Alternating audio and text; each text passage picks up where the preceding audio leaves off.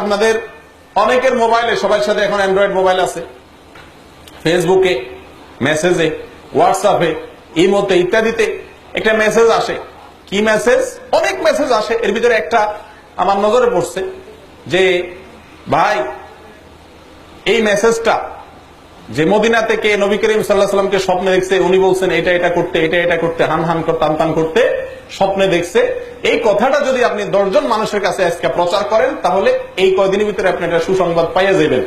আর যদি প্রচার না করছেন তো আপনার 14 গোষ্ঠী শেষ। এই জাতীয় একটা মেসেজ আপনারা দেখছেন নি?